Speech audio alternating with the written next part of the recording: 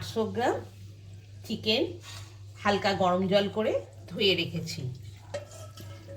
আর লঙ্কা গুঁড়ো 1 চামচ, হলুদ গুঁড়ো 1 চামচ দিয়ে দিলাম। 4 চামচ টক দই দিয়ে দিলাম। সর্ষের তেল 4 চামচের মতো দিয়ে দিলাম। এবার সব উপকরণগুলো একসাথে ভালোভাবে মিশিয়ে নিচ্ছি। পুরো চিকেনটা ভালোভাবে ম্যারিনেট করে রেখেছি। এবার আধ ঘন্টার জন্য ম্যারিনেট করে রেখে দিচ্ছি। কড়াইতে তেল দিয়ে দিলাম। 4 পিস আলু ভেজে নিচ্ছি।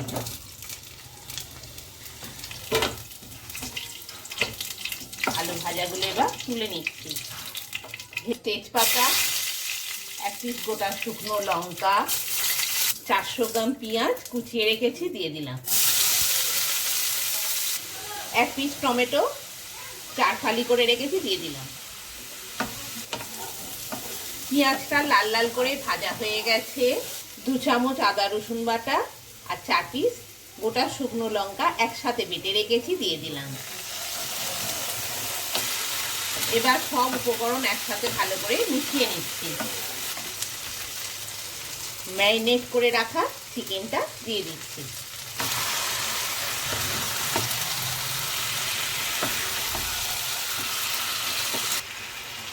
চার পিস আলু ভেজে রেখেছি দিয়ে দিলাম। ভালোভাবে চিকেনটা কষা হয়ে গেছে। এবার ঈষৎ উষ্ণ গরম জল করে কষা চিকেনটাতে দিয়ে দিচ্ছি। আলুটা সেদ্ধ হবে, চিকেনটাও সেদ্ধ হবে। কড়াইয়ে ঢাকনা দিয়ে মিনিট 15 রান্না হতে দেব। মিনিট 15 হয়ে গেছে। কড়াইয়ে ঢাকনা খুললাম। আমার চিকেন কারি রেডি।